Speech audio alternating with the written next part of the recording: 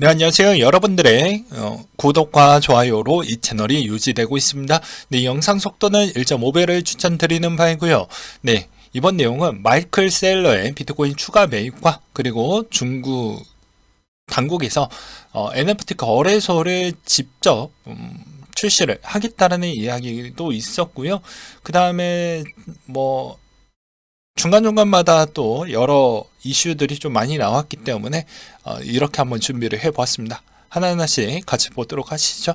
일단 마이클 셀러의 비트코인 2,500개 비트코인 추가 매입을 완료했다라는 내용이 또 나와서 어느 정도 가격이 방어해 줄 줄 알았는데 그렇진 않고, 또 재밌는 점은 이번에 테크 주식 기술주 중심이 아직까지도 약세를 보여주고 있다 보니까 어떻게 보면 나스닥이 좀 많이 밀릴 때 비트코인도 덩달아 계속 약세를 보여주고 있다라는 게 좀 마음이 아픕니다. 그럼에도 불구하고 마이크로 스트래티지는 왜 이 시점에 이런 행동을 했었을까요? 이런 생각이 들겠죠. 그래서 보게 되면 자, 일단 결론만 이야기를 먼저 하면 세제 혜택 때문에 그랬다고 합니다. 그래서 11월 초부터 12월 21일 2,395개를 매수를 했고 개당 17,871달러 형태였고, 22일 704개 그리고 매도는 16,776달러 선이었고요. 24일 810개를 매수를 해서 16,845달러 선이었다. 그러니까 즉 세제 혜택을 하기 위해서 내가 매수를 형태로 해가지고 어느 정도 세제 혜택이라도 조금 더 건지려고 했지만 이 시점에 있는 타이밍이 최저점인지는 아직은 확인하기는 어렵지만 과거에 있는 이 11월 초부터 12월 21일까지에 있었던 이런 행동을 보았을 때는 어떻게 보면 평단 관리만 좀 신경을 썼을 뿐이지 하락에 있는 최저점 단계를 맞춰서 이렇게 매입을 했다, 이렇게 보기에는 좀 어렵겠죠. 그래서 그렇게 보시길 바라겠고, 어떤 분들은 야 이거 매수매도해서 어떻게 보면 장난질 치는 거 아니냐, 이런 생각을 또 가지고 계시는 분들이 계실까봐 이런 이야기를 또 드리기도 했었고요. 그 다음으로 FTX 고객들 우선순위 변제권 요구하면서 집단 소송에 들어갔다고 합니다. 집단 소송이 되면 원고 집단의 100만 명이 넘을 것으로 보여진다라고 되어져 있고요. 크라켄 같은 경우에는 뒤에 가서 좀 더 설명을 하겠지만 1월 31일부로 일본 시장을 철수하겠다는 이야기가 나와주고 있습니다. 아르고는 갤럭시 디지털에서 1억 달러 정도에 있는 자금을 받음으로써 가까스로 어느 정도 회복을 보여주고 있다라고 볼 수가 있게 되겠는데요. 일단 크라켄이 일본 사업의 폐쇄 내용을 보게 되면 내용은 이러합니다. 일본 자회사 페이워드 아시아를 통한 암호화폐 거래소 서비스를 중단하고 23년도 1월 31일 일본 금융청에 등록을 취소할 것이라고 밝혔다. 이 결정의 이유로 현재 시장 상황과 세계적으로 약한 암호화 시장에 결합되어 있다라고 하며 일본 고객은 1월 31일까지 크라켄 플랫폼에서 법정화폐와 암호화폐를 인출할 수 있다라고 이 회사는 밝혔다라고 되어져 있는데요. 제가 보기에는 크라켄이 이런 결단을 했다라는 건 아무래도 기존에 있었던 크라켄의 지금의 비용을 좀 절감시키기 위한 그런 행동적 요지가 좀 있지 않았을까라고 생각이 듭니다. 왜냐면 지금 내년이 어떻게 보면 금리가 어느 시점에 내려갈 것인지 까마득하기 때문이죠. 그 다음에 셀키스의 내년 전망치가 또 나와주기도 했었는데요. 또 보게 되면 시바이누가 300억 달러 플러스 타임스퀘어 광고의 정점을 작년 말에 찍었다.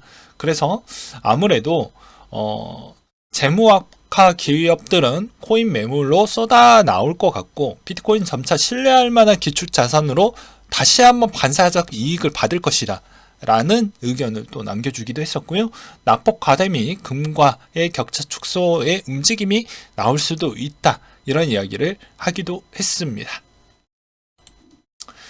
그 다음으로 매우 중요한 소식 중에 하나죠. 중국이 디지털 자산 거래 플랫폼이 23년 1월 1일부터 출시를 한다고 해서 요즘 갑자기 게임 판호도 좀 한국계 있는 게임들도 많이 허가를 내주고 있는 실정이고, 그런 동향을 보았을 때는 이번에 조금은 분위기가 많이 바뀌지 않을까라는 생각도 보여집니다. 그래서 여기서도 NFT 거래소를 선보일 예정이라고 되어져 있는데, 한국도 대체 거래소의 NFT 거래 기반을 일단 우선적으로 넣어놓고 하는 것이죠. 거기가 뭐 코인 거래소에 있는 기존의 업비트와 뭐 비싸움과 유사성은 있지만, 그냥 특정적으로 NFT 거래소를 거기다 편중을 시켜서 하는데, 아무래도 중국도 이쪽이 시장을 놓치기에는 좀 아까울 것 같다라는 생각이 들어서 아마 비슷하게 준비를 하려고 하는 것 같습니다. 그래서 내용을 보게 되면, 중국 디지털 자산 거래소 플랫폼은 중국 기술 거래소, 문물 교류 센터, 중국판 디지털 저작권 서비스 센터 주식회사에서 공동 구축을 하게 되고요.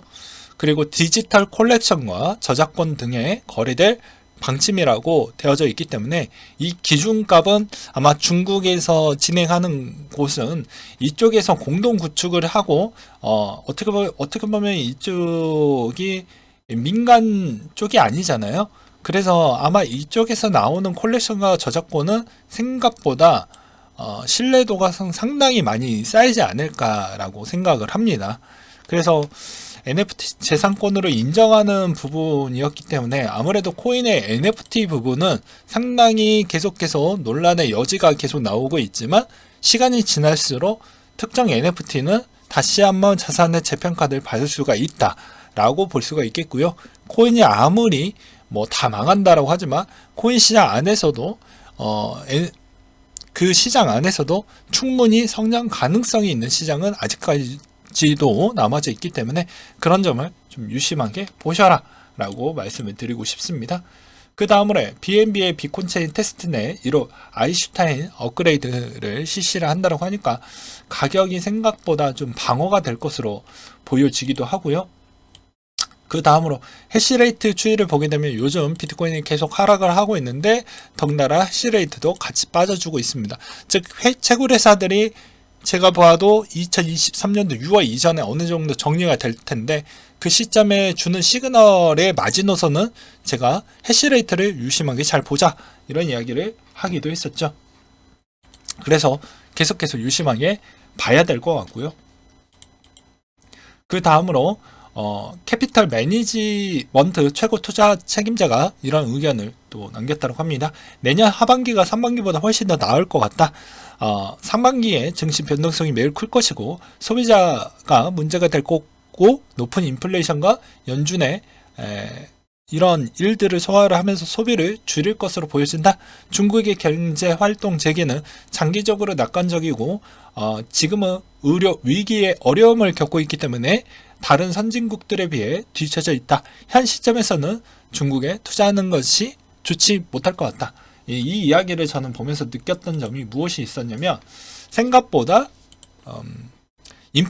미국이 인플레 부분에 좀 도움을 주려고 하면 중국이 좀 더 안 좋아야 된다라고 생각이 들어요. 그러면서 지금의 이런 상황은 어차피 후행 지표죠. 어차피 CPI 이 부분이 조금 더 결과가 다 정리되고 나오는 부분이니까, 우리가 알고 있는 1분기 부분에 나오는 CPI, PC 부분은 우리가 만족할 만큼의 있는 결과값이 나올 것입니다. 그때 비트코인에 뭐 단타를 치시려고 하시는 분들이나 이런 쪽을 또 생각을 하고 계시는 분들은 그 해당 일정을 체크하신 다음에 반등에 있는 여지를 또 챙겨먹는 전략을 해보는 것도 나쁘지는 않겠죠. 포브스가 미국의 억만장자들 올해 손실률이 830조 원 정도 된다고 합니다.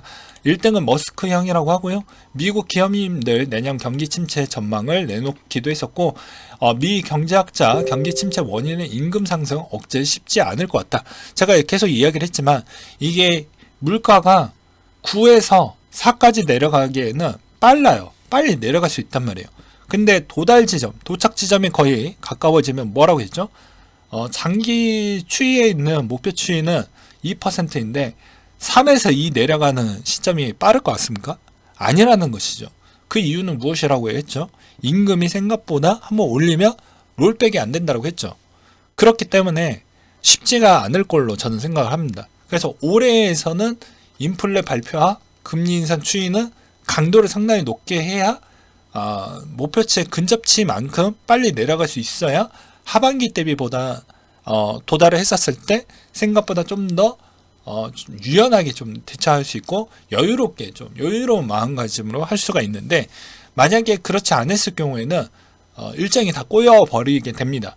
연준도 이제 24년도 때가 되면 이제 대선이 있어요. 미국 대선이. 그러면 내년에 어찌저찌 했던 간에 목표치 안까지 어떻게 해서는 빨리빨리 재조정이 나와야 됩니다. 그럼 이제 아무래도 대선에 있는 목소리를 빨리 내는 시점이 아무래도 하반기 때부터 내기 시작을 하게 되면 계속 눈치를 볼 수밖에 없다라는 것이죠. 그래서 그런 것까지도 고려를 해본다라고 하면 쉽지가 않는다. 그래서 그렇기 때문에 2023년도에 연준이 주어진 기회는 2023년도 때밖에 없다라고 저는 생각을 합니다. 어차피 2024년도 때 되면 눈치를 계속 많이 봐야 되고 그 일정에 맞춰가지고는 또 잠깐 피해가려고 하는 모션들이 좀 많이 보였기 때문이죠. 왜냐하면 그게 투표에 밀접한 영향을 줄 수가 있기 때문입니다. 과거에도 그래왔고요. 그래서 그런 시점에 따라서 최대한 영향을 주지 않게끔 좀 강도를 상당히 낮춰서 합니다. 영향을 최소화시키게끔. 그렇기 때문에 그런 것도 좀 고려를 하시면서 보는 게 맞지 않을까 싶고요. 이번 일본 부분에 있는 상반기 일본의 생각도 좀 유심하게 봐야 되지 않을까 싶습니다. 왜냐하면 일본이 갖고 있는 보유자산 비중이 상당히 많고요. 일본의 10년물 국채금리도 앞으로 많은 변화가 있었기 때문에 앞으로 일본의 움직임도 우리는 좀 봐야 된다. 그리고 월가가 내년 국제 유가 예측도 내놓기도 했었는데 못해도 70달러 선은 지지할 것으로 보여진다는 이야기가 좀 많이 돌고 있습니다. 왜냐하면 미국의 SPR 재매입까지도 있어야 되기 때문에 아무래도 70달러 선은 지지를 할 것이다 라는 이야기가 좀 있었기 때문이에요. 참고하시기 바라겠고요. 그리고 국가별 일본 보유 해외 자산 규모, 대외 자산 1위 일본입니다. 그래서 일본이 이제 어느 정도 못 버틴다라고 하면 미국이나 나머지 국가들도 그렇게 매입해 줄 수 있을 만한 자금이 안 되기 때문에 골치가 아프다라는 것이죠. 특히 미국이. 그 다음으로 이제 번외로 이번에 좀 논란의 여지가 있었는데요. 고정금리였는데 강제 금리 인상 설마 현실로 나왔다. 대법원은 대출 당시 금융회사와 소비자들이 이자를 고정금리로 하기로 약정을 했는데요. 그렇게 했다라고 해도 회사의 금리 변경권이 배제하거나 확정 금리성을 인정할 만한 약정이 없었다라고 하면요, 금리 변경을 할 수 있다라고 합니다. 그래서 신협이 고정금리에서 변동금리로 일반 통보하니까 파장이 매우 커져서 다시 없던 일로 했다라고 하더라고요. 그만큼 은행들도 힘들다라는 것이겠죠.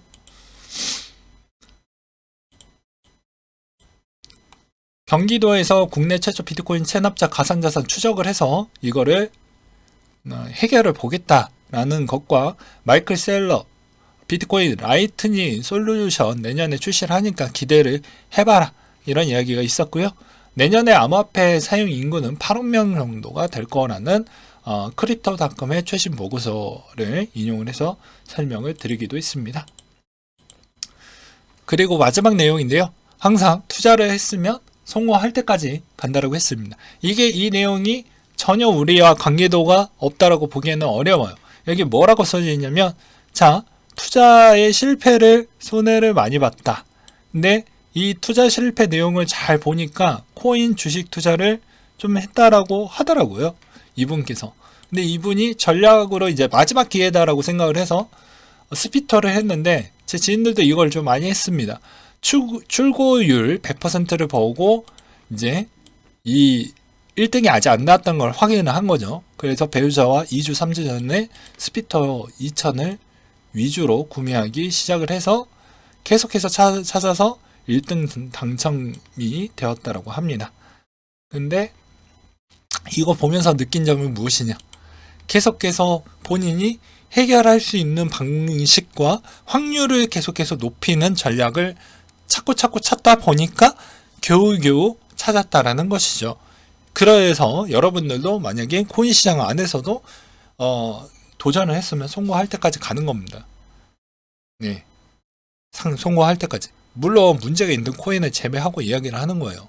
그러면 언젠가는 시장은 사이클로 도래하기 때문에 다시 일어날 수가 있습니다. 그러니까 너무 기죽지 마시고요. 힘들어하지 마시고 더욱더 긍정적으로 생각을 하시면서 하길 바라겠습니다. 그리고 당첨금은 어디에 사용하실 계획인가요? 대출 상환, 아파트 전세, 외제차 구매에 사용할 생각을 갖고 있다고 합니다. 네, 여러분들도 힘내시길 바라겠고요. 이상으로 마치도록 하겠습니다.